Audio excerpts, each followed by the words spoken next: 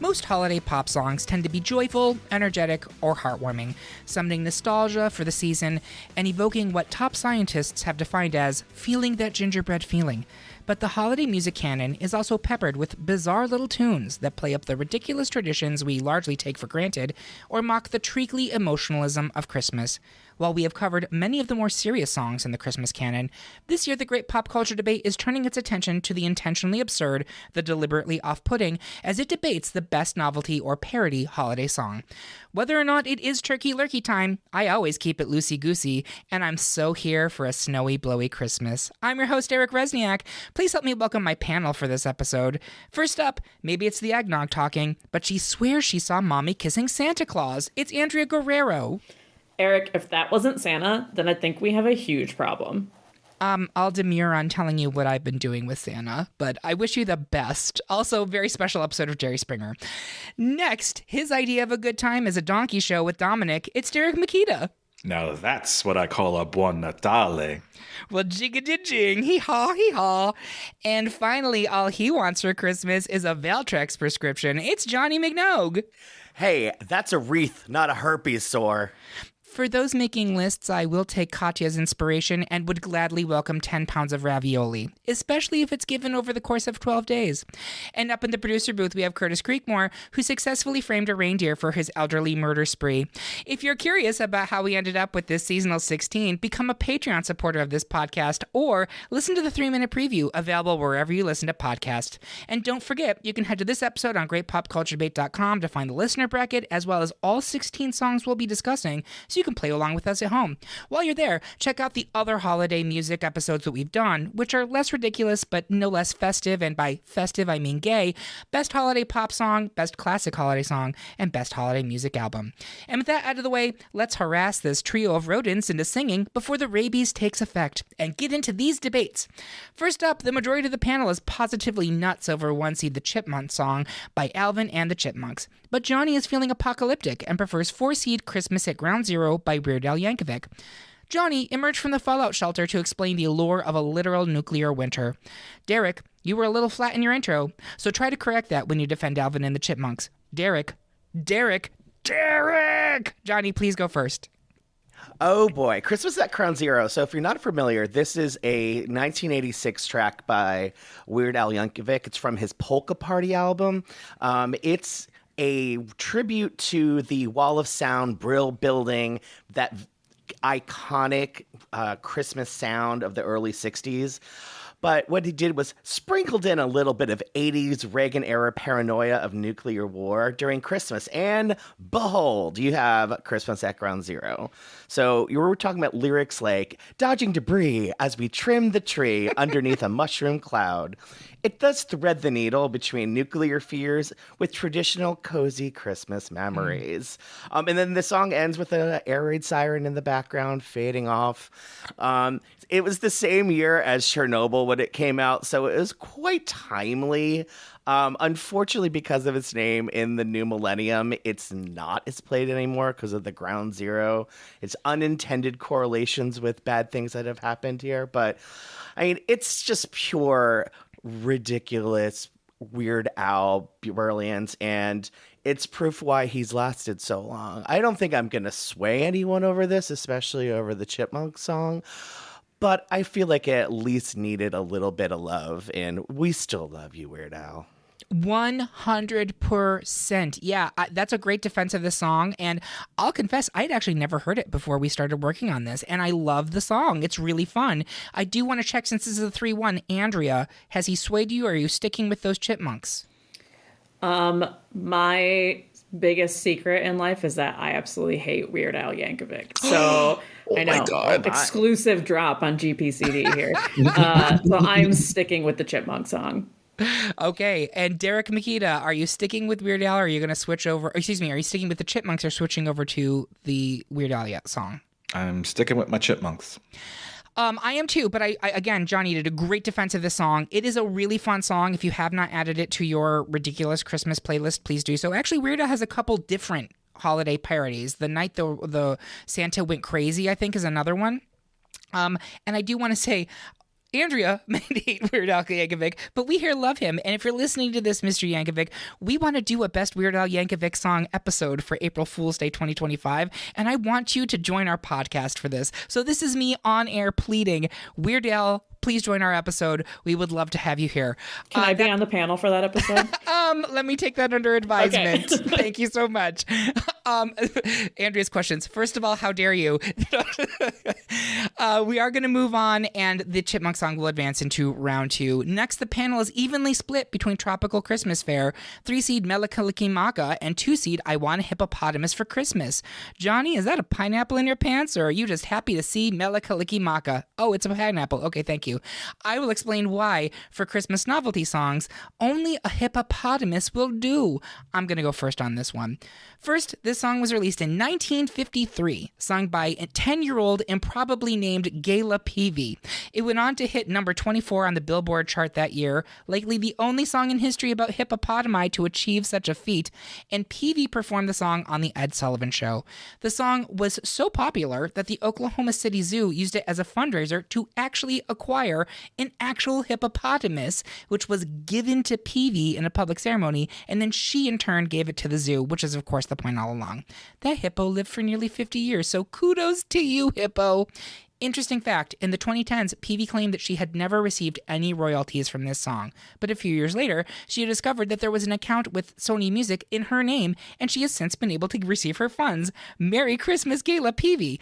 In my opinion, this is a definitive holiday novelty song. There is no other time of the year a song like this could be released and be successful. Beyond that, the biggest celebrity of 2024 is Moo Dang the Pygmy Hippo. Are you really telling me in this economy, in the year of our Lord Moo Dang, you are going to shoot down I Want a Hippopotamus for Christmas? Dark-sided. It's not Christian. Gorgiles. Johnny, take it away. Oh, I'll vote against that hippo. I have no problem. I'm standing right here. That hippo ate the wrong cake. Okay, so we're not talking to her anymore.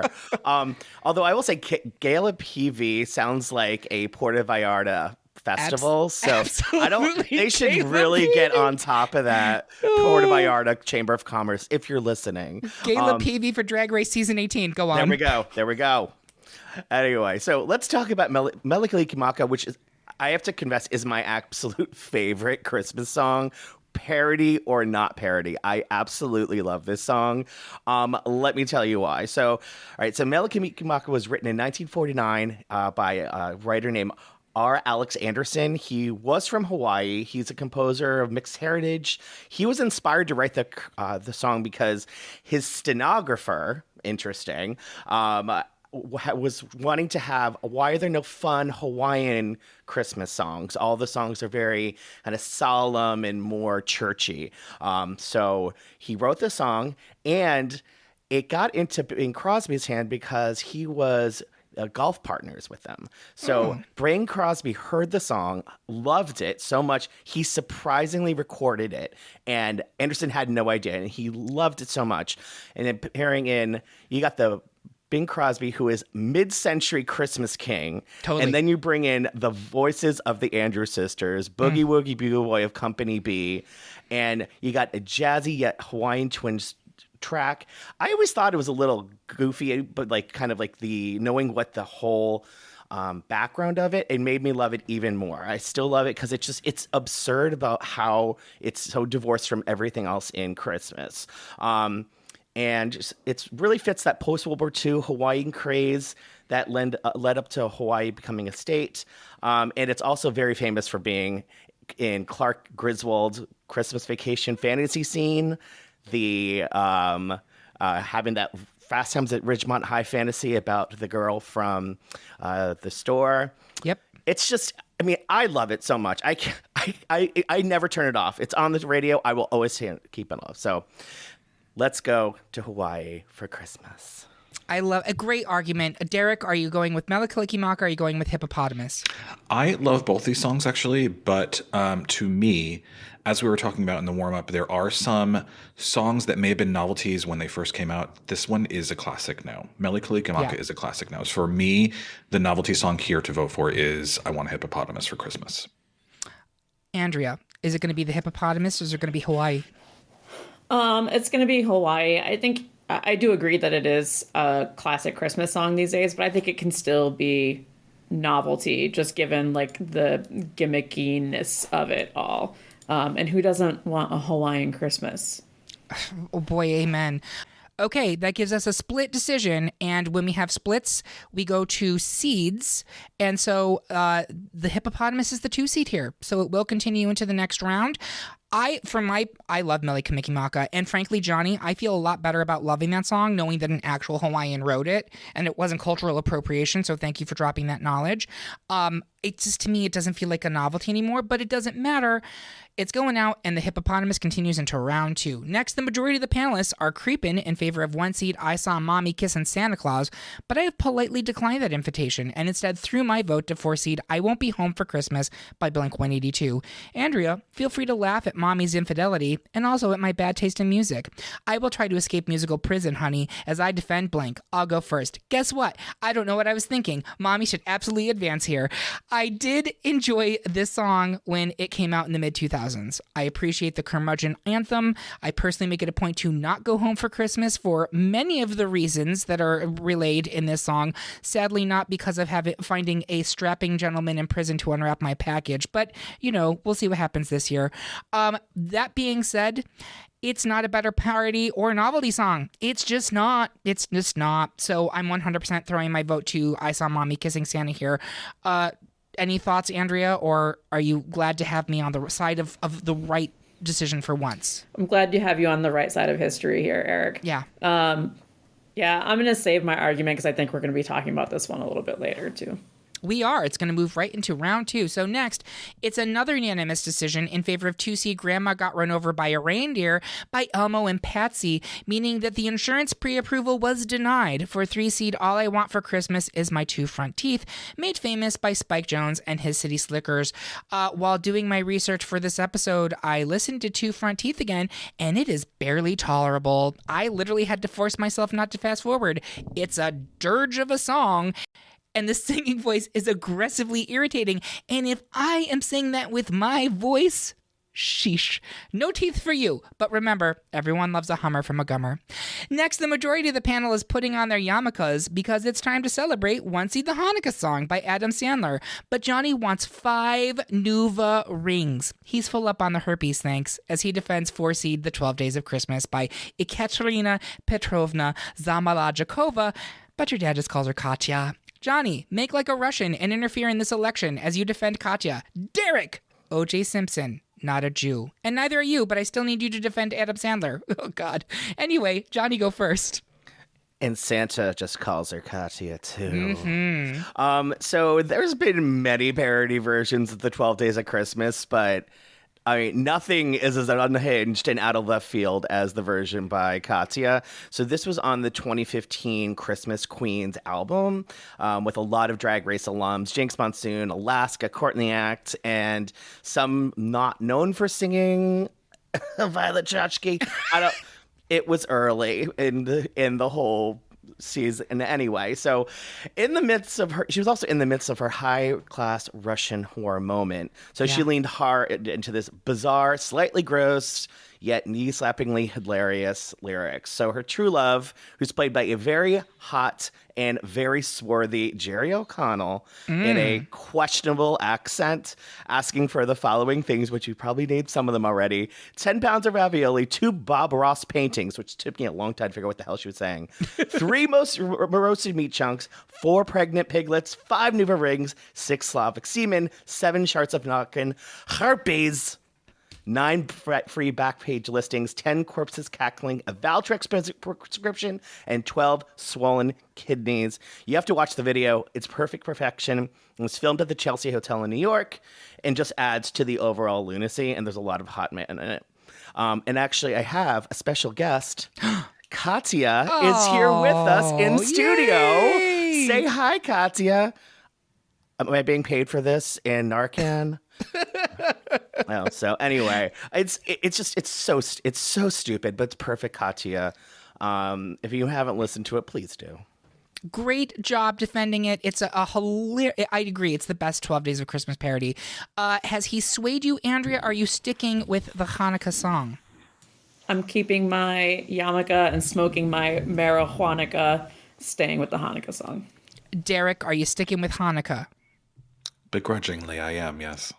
Yeah, I feel a lot of guilt about this decision. But we talked about this in the warm-up, which, by the way, if you're not a Patreon subscriber, you should 100% do that because it's a fun warm-up.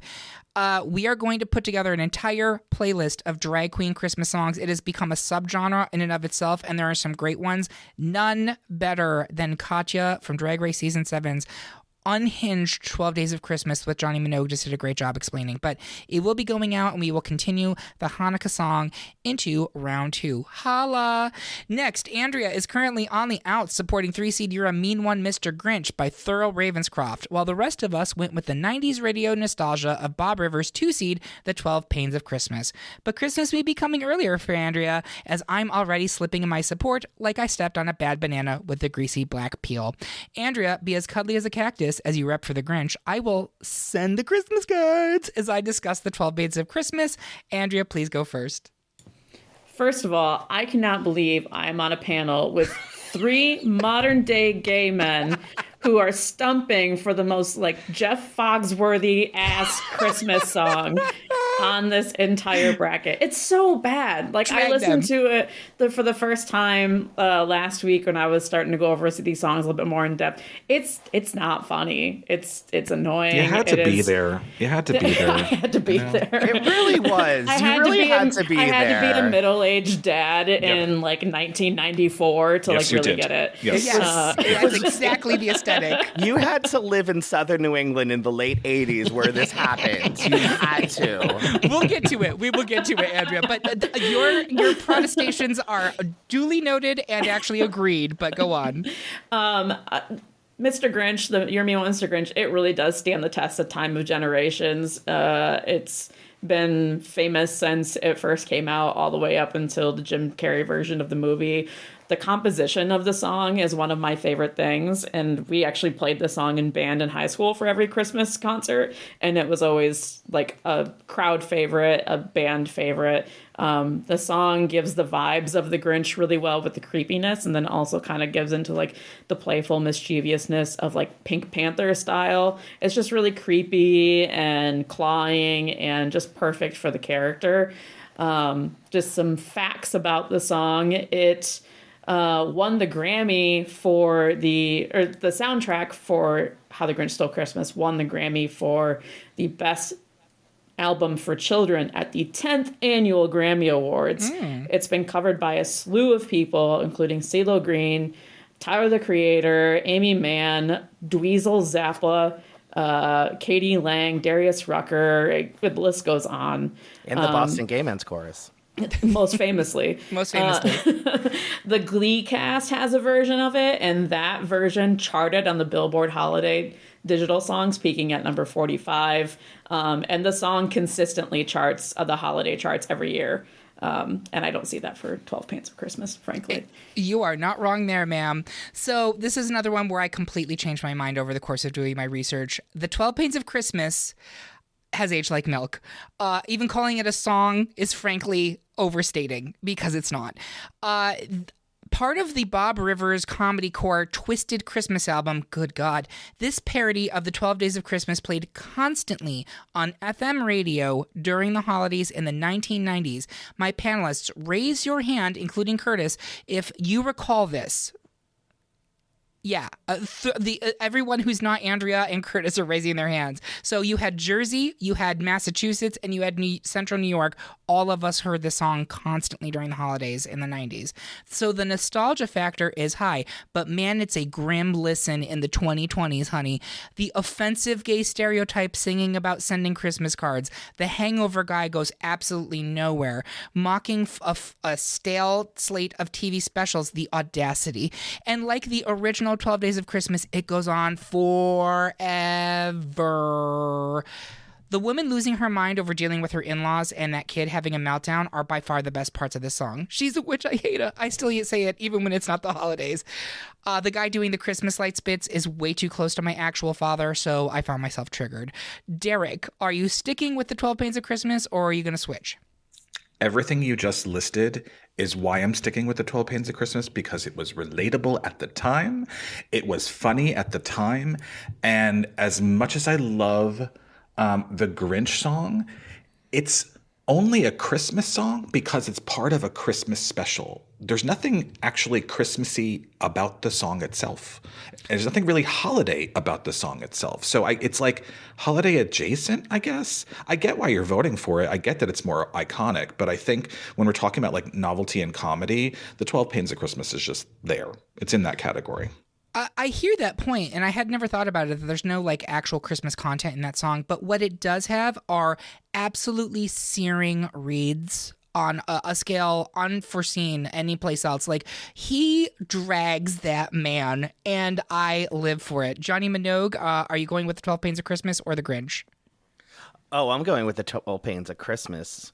Like, that accent, I learned how to do New York accents because of that song. So there's no way I would not vote against it. I think it's the Grinch song is fabulous. I almost feel like it was in the same vein as the Mele Kalikimaka. It's not. I don't even feel it's parody anymore. It's just part of the canon. So for that respect, I'm going with the 12 Pains.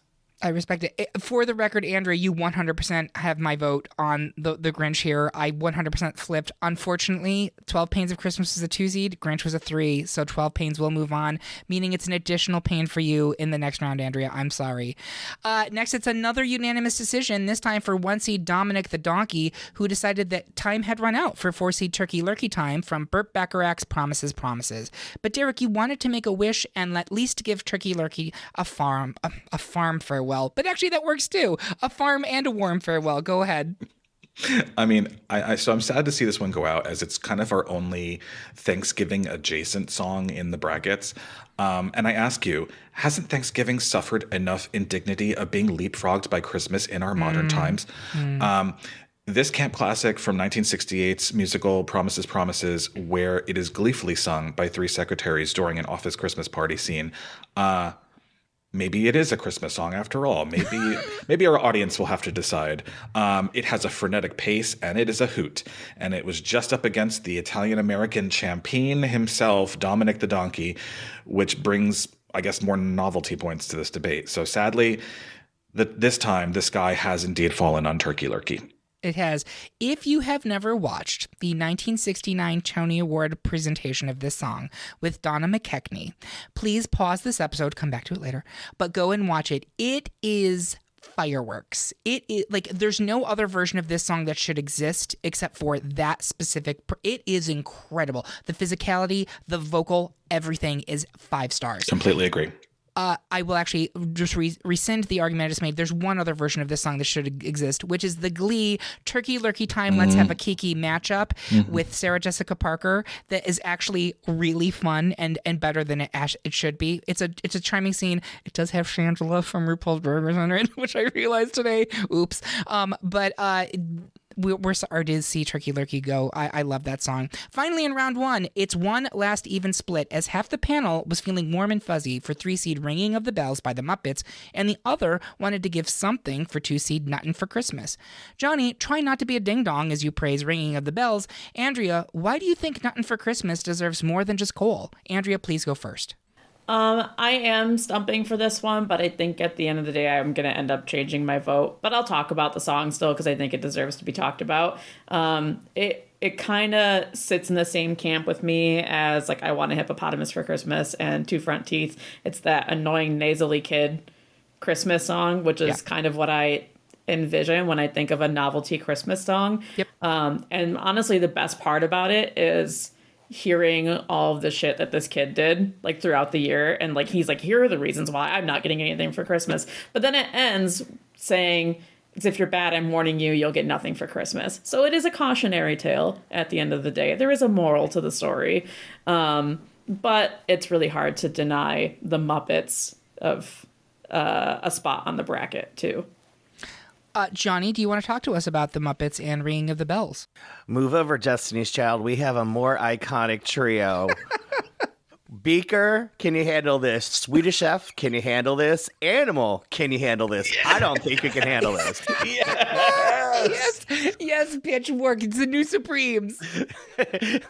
So anyway, let's talk about this. So if it's fairly recent, in 2009, they released a version of Carol of the Bells with Animal, Beaker, and Swedish Chef. Beaker and Swedish Chef, of course, are the most... You can't understand a word they're saying, and they're going me, and singing the lyrics. Please don't sue us, Disney. Oh yeah, I mean, you can cut that one out. No, we love it. And then there's the ding dong being done by none other than Animal. Who could do a more unhinged ding dong to counterbalance the lyrics quote in quote singing? And it's a minute and a half. It's hilarious. If you've never watched it, see it. Because at the end, a bell drops that Animal pulls right on top of Beaker, does a full-on Liberty Bell split, and boom, Beaker passes right out. So listen, you may have not have heard it, but it is worth it. And it cracked me up when I first saw it. I go, I have to vote for this one because this is amazing. Please check it out. Poor, long-suffering Beaker. Even without Dr. Bunsen Honeydew, he's getting acme'd, right? And I love that Swedish Chef is like, absolutely not. I'm not going to entertain any part of this foolishness. European to the core. Derek, are you going with the Muppets or are you going with Nuttin for Christmas? I mean, you had me at Muppets. This thing has 20 million views on YouTube, so that is not nothing. It's not. I will point out you cannot find it on Spotify. It does not exist as it's a standalone sequel. You have to watch the video, but the video is delightful, so it's fine. Andrea, I was voting for Nuttin for Christmas here, and I would, with your permission, like to actually list off the things that this child does because I think it's important. Broke a bat on Johnny's head, hid a frog in sister's bed, made Tommy eat a bug, put a tack on teacher's chair, tied a knot in Susie's hair, filled a sugar bowl with ants. What is wrong with this child? And question 2, which role will he play in the upcoming 2025 Trump administration?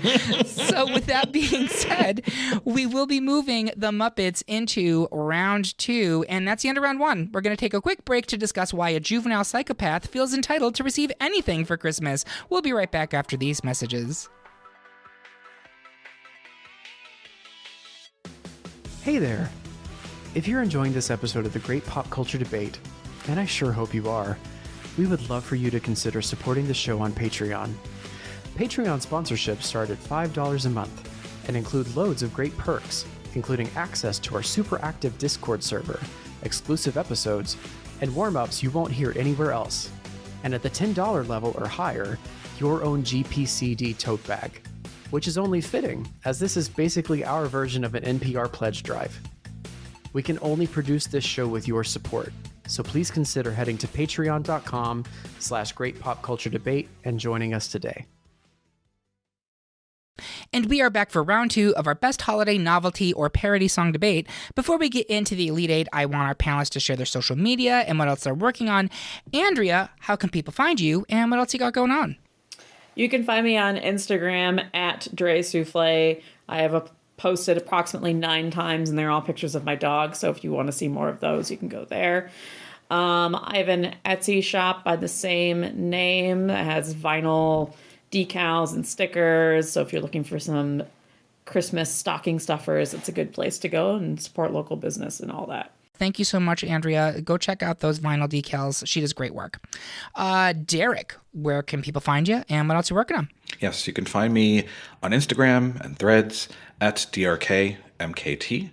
I am currently working on doomsday prepping by raiding every CVS in my local area for 50% off Halloween candy. Yep. So if you find me gorged on Reese's pumpkins, that's my preferred way of going out, and I just want you all to know that. Thank you.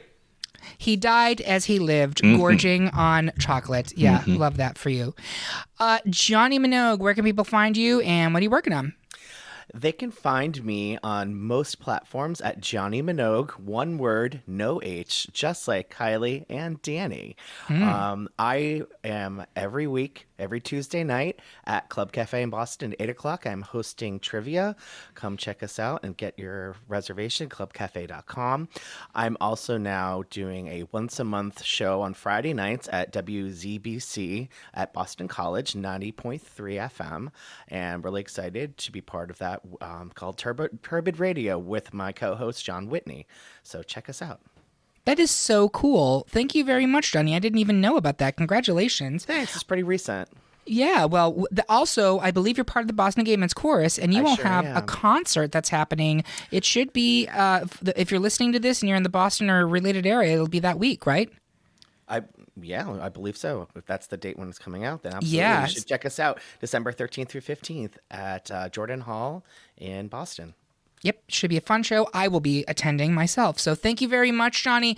You can find me at Eric Resniak on Instagram, or just message at Great Pop Culture Debate on Insta, Threads, and TikTok, or at GPCD on Mastodon. We're also on Blue Sky, by the way, which we're really trying to make happen at gpcd.bluesky.social. I think that's what it's called. Look for us there. I don't know. The Blue Sky's confusing to me, but it's lovely.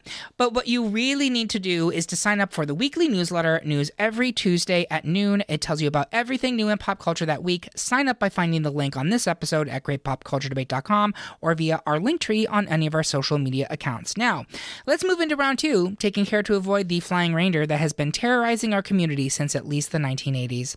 First up, call National Geographic, because this showdown is wild, honey. It's 1 seed the Chipmunk song versus 2 seed I Want a Hippopotamus for Christmas. Andrea, huff some helium and make an impassioned, high-pitched argument as you defend the Chipmunks. Derek, tell us why you don't need any crocodiles or rhinoceroses. You only want hippopotamuses. Andrea, please go first. So, Eric, earlier you mentioned the song Two Front Teeth and how just like grating that song was for you. Yeah. This is how I feel about I Want a Hippopotamus for Christmas. But besides that, the Chipmunk song is a #1 Billboard Hot 100 pop single and was the only #1 Christmas pop single on the Billboard Hot 100 until Queen of Christmas herself, Mariah Carey, came along. So for a while, it had the distinction of being the only Christmas song record to reach #1. The song has been featured on so many different movie soundtracks, such as Rocky IV, Look Who's Talking Now, Almost Famous, Whiskey Tango Foxtrot, and The Fate of the Furious. It's been covered on SNL by cast members Andy Samberg as Simon, Justin Timberlake as Dave, Fred Armisen as Theodore, and Bill Hader as Alvin. The original writer and composer and singer for the song, Ross Bagdasarian, I think is how you say his name. Sure, in 1958. He wrote, sang, recorded the whole thing, and made the Chipmunk voices by pitching up the tapes, by speeding them up. Did it all very manually because it was 1958 and that was the option. And you mentioned it earlier, but he nailed those 3-part harmonies by himself and then made it sound good in Chipmunk voices. The song has won 3 Grammys, including Best Comedy Performance, Best Children's Recording, and Best Engineered Record Non-Classical, which I think the Best Engineered Record is really interesting, just considering how he had to make those Chipmunk voices. Sure. He didn't have the digital tools that we have today. And as a kid, you wouldn't know the difference if that was a chipmunk or not. It sounded like a chipmunk back then, still does. This is personally just one of my favorite novelty Christmas songs in general. I remember getting the vinyl record out and putting it on our record player and everything, and spinning it with my hand to make the chipmunks sound even more demonic and delusional, and it was a great time. But I just have such a soft spot for this song. It really is one of my favorite Christmas songs. Yeah, great job. Thank you. Derek, talk to us about I Want a Hippopotamus for Christmas. Yeah, I feel like Andrea just said juggernaut, juggernaut. It's a word we love to use on this podcast. We do. It's hard to follow. It's hard to follow that act. I mean, it's a 50s camp off with these two songs.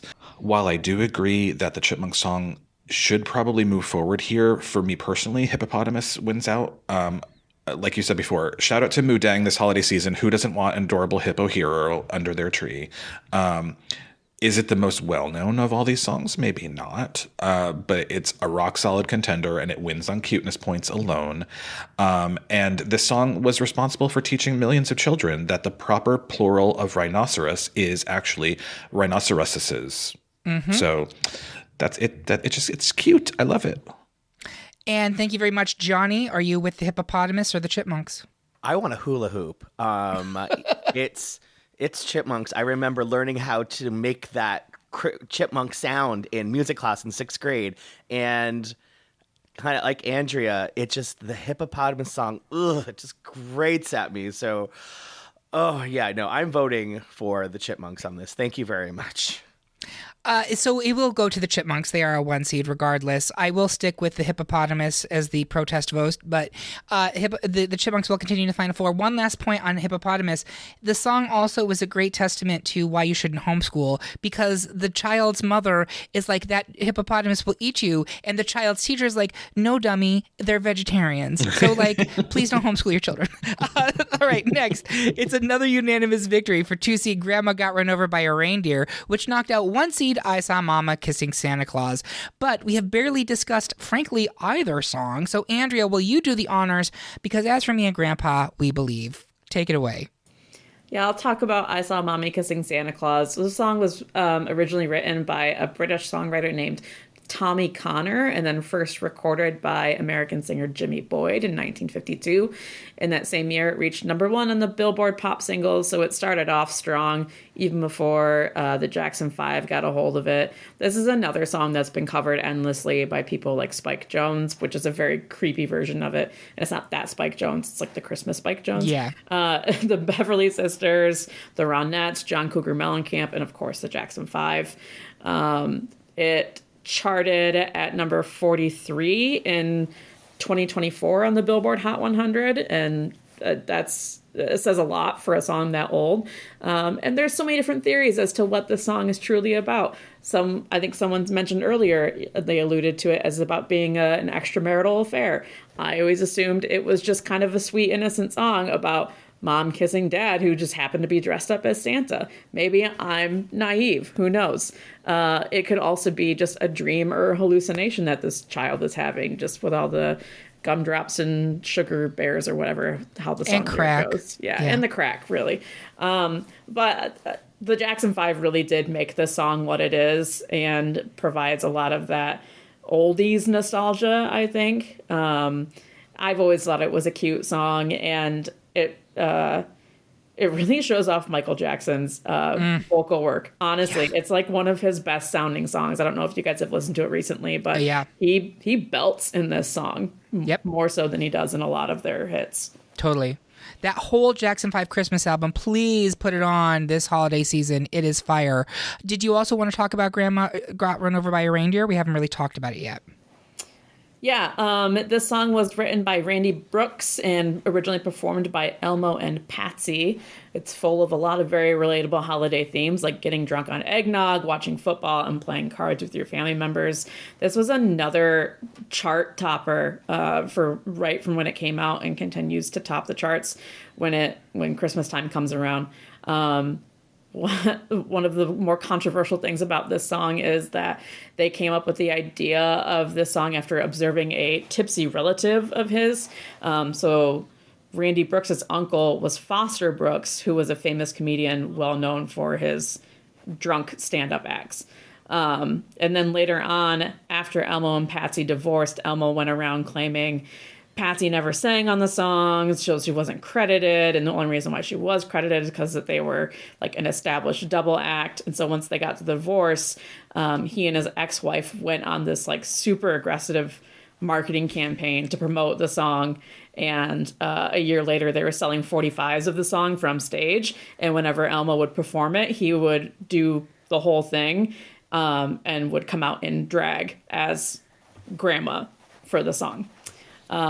This song really for me is like the equivalent of like National Lampoon's Christmas Vacation. Yep. Like in my head, those are like on the same level, and that's my favorite Christmas movie. So it just lends itself very easily. It's the Billy Bass of Christmas songs, I would say, right? That's how I look at it.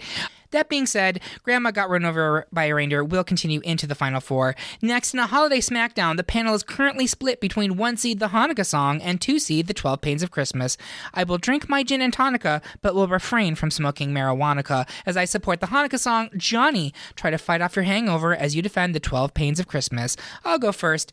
Adam Sandler's The Hanukkah Song is novel for a few reasons. First, it is one of the very few Hanukkah songs to make an impact in popular culture. Name another one, I'll wait. Secondly, it is arguably the last holiday novelty song to crack the Billboard charts and receive significant airplay. Again, I'll gladly rescind that if someone can give me another holiday novelty song since the mid-90s to be a huge hit. The only thing I can think of is maybe Dick in a Box. And that's fitting, as both of those songs came from Saturday Night Live. Sandler first performed this on SNL's Weekend Update in 1994, and then included it in his stand-up routine and his 1996 comedy album, What the Hell Happened to Me? And if Adam Sandler was asking that in 1996, imagine what kind of questions 2024 Sandler is asking himself, especially as he is still friends with Rob fucking Schneider. The Hanukkah song is genuinely catchy and funny. Even if you're a Gentile like myself, you can't help but enjoy it. In fact, I think non-Jews probably appreciate this song more than most Jewish people. Most of the Jews I know roll their eyes at it. But it was educational for the rest of us. Through it, I learned that Paul Newman and Goldie Hawn are both half Jewish, and that they would indeed may have made a fine-looking Jew, and that Captain Kirk and Mr. Spock were both Jewish. I knew that O.J. Simpson was not, but it was good to have that reinforced. The song hit number 80 on the Billboard Top 100 and number 25 on the Billboard Alternative charts, and it is certified gold, selling more than 500,000 copies. Not too shabby. Johnny, talk to us about the 12 Pains of Christmas. This is the second 12 Days of Christmas parody I am defending on this podcast. It's one of those songs that, like, when DJs used to be able to have hit songs, like Rick Dees was another one, and now Bob Rivers. Bob Rivers was at WAAF in Worcester when this song came out, and he had the Twisted Christmas album. We mentioned it a little bit in the first round. It is a humor of a different time and a humor of a different people, but I think, you know, the gotta make him dinner, the which I hate her. And I didn't know what hangovers were when I first heard this because it came out in 1987. I now know what hangovers are, and god damn it, I do not like them. Shut up, you. I can understand probably there is a little bit of anger, although some of the things, the crying kid in the store, yeah, that's a pain that lasts forever.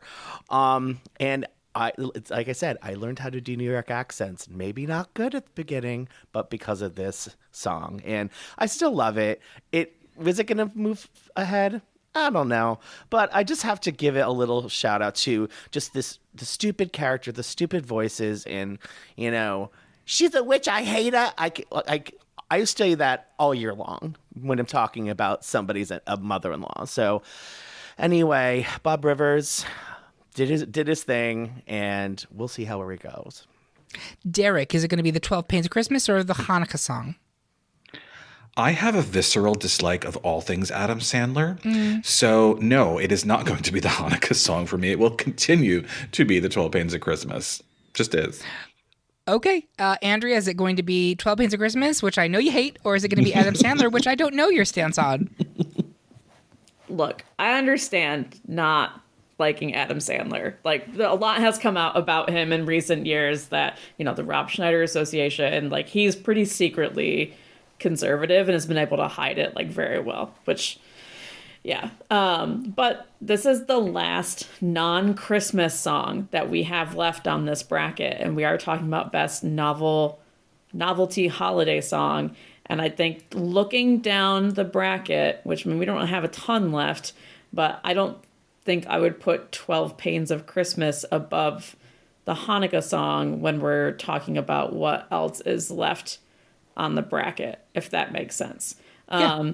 But like you said, Eric, a lot of non-Jewish folk don't know a lot about Judaism, and myself included. And this was a song that actually did teach me about, like, famous people that were Jewish, and representation matters. It really does, even when it's coming from Adam Sandler. Even the Three Stooges are dropped in the song, which we talked a little bit about earlier, but they're also Jewish, so that's always fun to see. But the the wordplay, the rhyming, the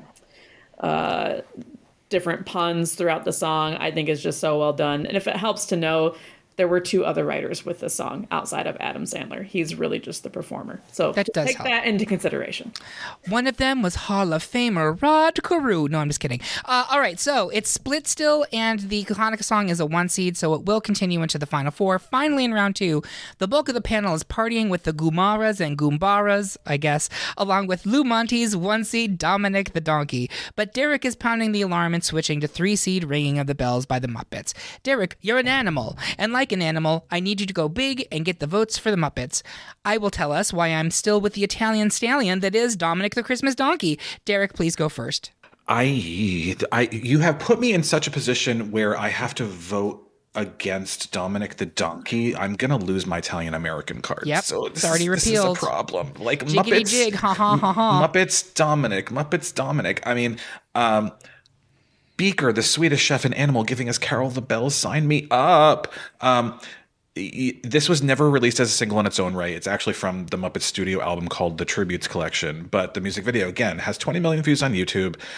Carol of the Bells has always been a personal top-tier holiday song for me. So combining it with Muppet energy, spectacular. Give me 14 of them right now. I will still stick with the Muppets, but I get why Dominick should go forward. So let's talk a little bit about Dominick, because we haven't really yet. So this was released in 1960 by Lou Monte. It is the definition of a novelty song, right? The whole thing sounds completely ridiculous. You could never take it seriously. There's donkey noises. There's the bells. There's the overly affected Italian American accent. He's bringing the gifts that were made in Brooklyn. Hey, the song was listed at number 14 in Billboard's Bubbling Under the Hot 100 list in December 1960. That's as far as it got. So that's not really great in Dominick's thing. And in fact, during the break, both Derek and Johnny and I were discussing, if you didn't live in the tri-state New York area, there's a good chance you never heard this song because it was so targeted toward Italian-American families in mid-century America. That's just the truth. Andrea, is it going to be Dominick or is it going to be Ringing of the Bells? Ringing of the Bells. Johnny, is it going to be Dominick or Ringing of the Bells? It's Ringing of the Bells. I actually never really liked the Dominick songs, so and I don't have an Italian card to get revoked, so I'm going with the Bells. Mm-hmm. Well, jiggity jig, hee haw. That means Dominick is out and the Muppets will continue to the final 4. And with that, we're going to take one more break to join Dominick in visiting our paisans or whatever nonsense words they use in that song. We'll be right back after these messages.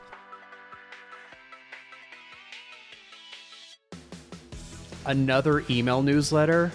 God, I know. But listen, the Great Pop Culture Debate newsletter, it's actually useful. Give us 3 minutes of your lunch break and we'll tell you all the coolest new stuff in pop culture that week. The biggest new movies in theaters, the hottest new albums about to drop, the TV shows everyone will be talking about. We bring it to you every ball. It's all thriller and no filler, and you'll also find out all the fun news from the podcast.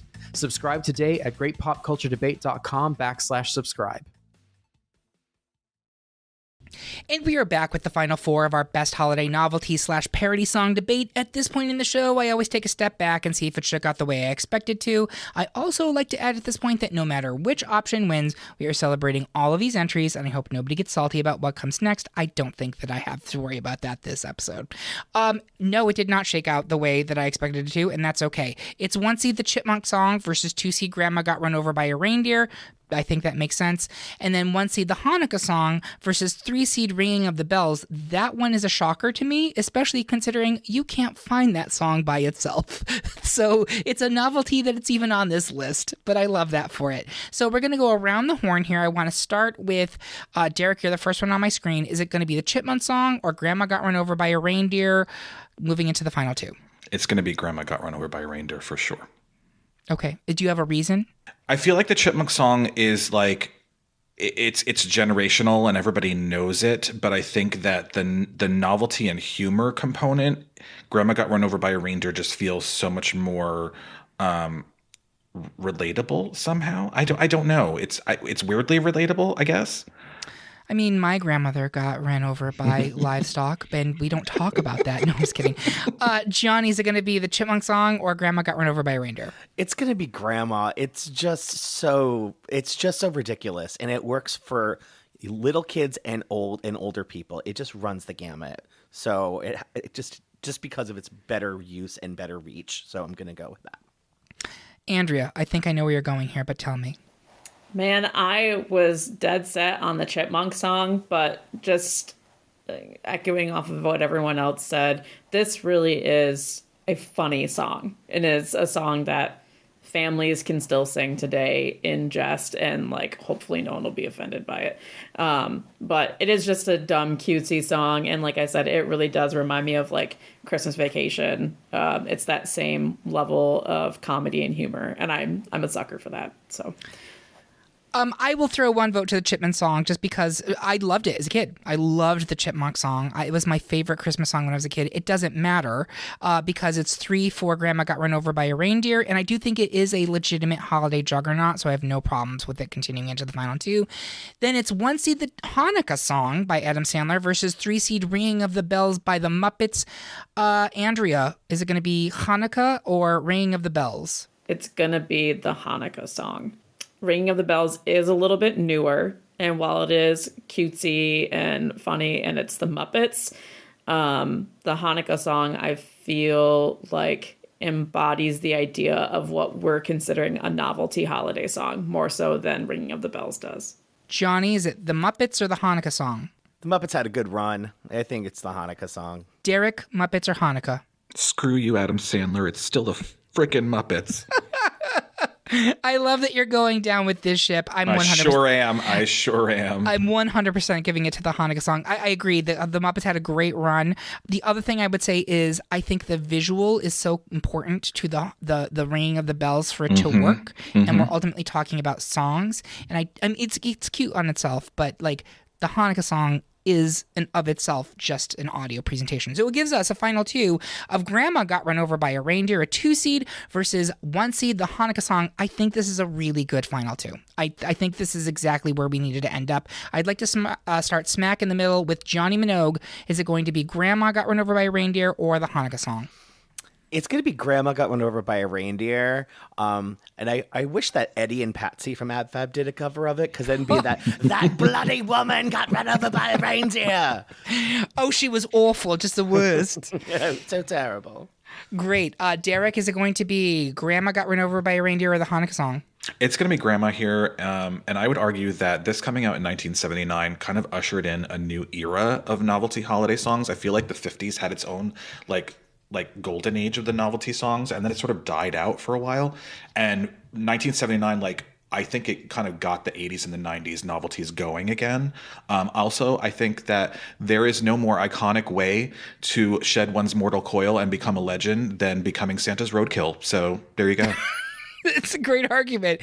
Andrea, is it going to be the Hanukkah song or is it going to be Grandma Got Run Over by a Reindeer? It's going to be Grandma Got Ran Over by a Reindeer. I think between the two songs, it is still the more popular song across all communities. As much as I do love the Hanukkah song, it's just really hard to stand behind it going in as like the final winner. So, Grandma.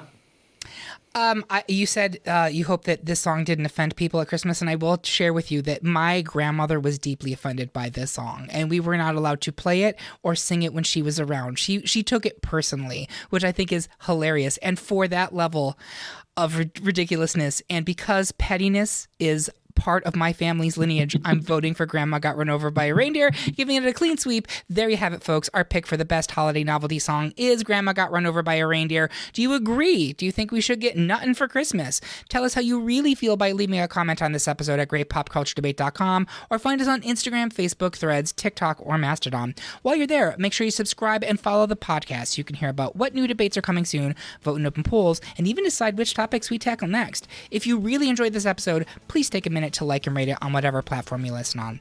I want to say thank you to my panel. I know that you haven't been good, but I have preemptively sent each of you 2 human teeth for Christmas. Enjoy.